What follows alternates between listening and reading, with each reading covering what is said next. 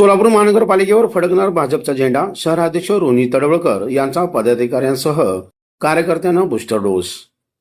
भारतीय जनता पार्टीला सोलापूरकरांचा उदंड प्रतिसाद मिळत आहे.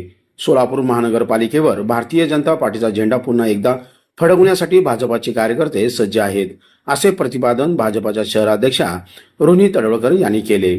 डफरीन चौकातील सारस्वत मंगल कार्यालयात सुरू करण्यात आलेल्या भाजपाच्या निवडणूक मध्यवर्ती कार्यालयाचं उद्घाटन रविवारी शहराध्यक्षा रोहिणी तडवळकर यांच्या हस्ते झाले. याप्रसंगी व्यासपीठावर भाजपाचे माजी शहराध्यक्ष रामचंद्र जन्नू, माजी नगरसेविका प्राध्यापक मोहिनी पत्की, सरचिटणीस सुधा आळीमोरे, अंबादास बेंगी, भारतीय जनता युवा मोर्चाचे शहराध्यक्ष विजय कुलते, भाजपाचे उपाध्यक्ष श्रीनिवास दायमा, साधना संघवे, नागेश सरगम उपस्थित होते. असे सर्वजण त्याचबरोबर उमेश कोळेकर हे कार्यालय व्यवस्थेमध्ये सहभागी होते. त्यांना ज्या या कार्यक्रमामध्ये सहभागी व्हायचे तेही इथे उपस्थित राहतील.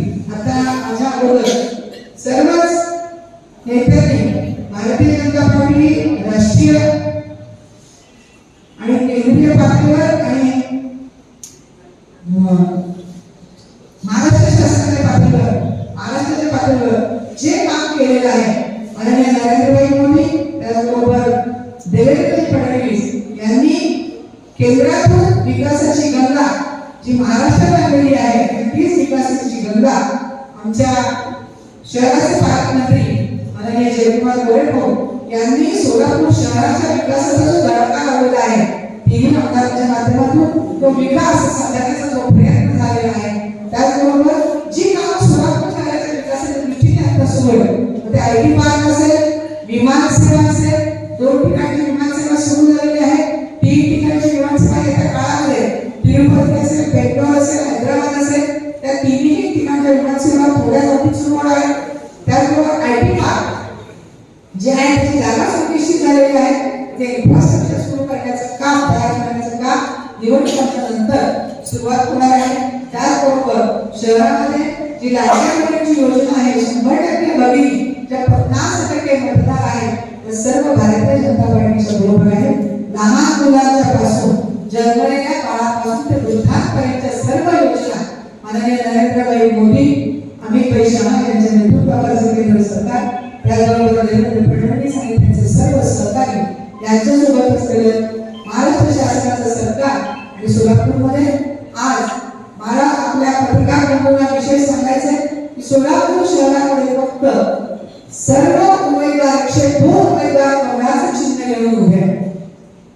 बऱ्याच ठिकाणी शिवसेनेबरोबर, आरपीआय बरोबर, अजित पवारांच्या बरोबर युती झाली असेल, परंतु सोलापूर शहरामध्ये फक्त भारतीय जनता पार्टीचे 102 उमेदवार कमळाच्या चिन्हावरती उभे आहेत.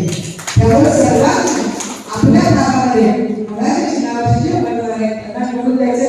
आम्ही घोषणा केलेली आहे, जनसामान्य महिलांनी सांगितलं की 75 पार नक्की करू, परंतु शहरामध्ये आपल्या पत्रकार बंधूंना माहिती असेल की आम्ही जो प्रचाराचा धडाका लावलेला आहे, जे उमेदवार निवडलेले आहेत प्रत्येक मतदारसंघातले ते आपण चांगल्या प्रकारचे उमेदवार देण्याचा प्रयत्न केलेला आहे. आणि सर्वांनी या उमेदवारांचा कमळाच्या चिन्हाच्या समोरचं बटन दाबून 15% महानगरपालिकेवरती पुन्हा एकदा भारतीय जनता पक्षाचा झेंडा फडकवायसाठी आज प्रचार कार्यालयामध्ये आवाहन करण्यासाठी आपण सगळे जमलेलो आहोत. आज सर्वांनी इथे उपस्थिती दाखवली आणि भारतीय जनता पार्टीचा विश्वास दुणावलेला आहे आणि आमचं बळ वाढलेलं आहे. आज 102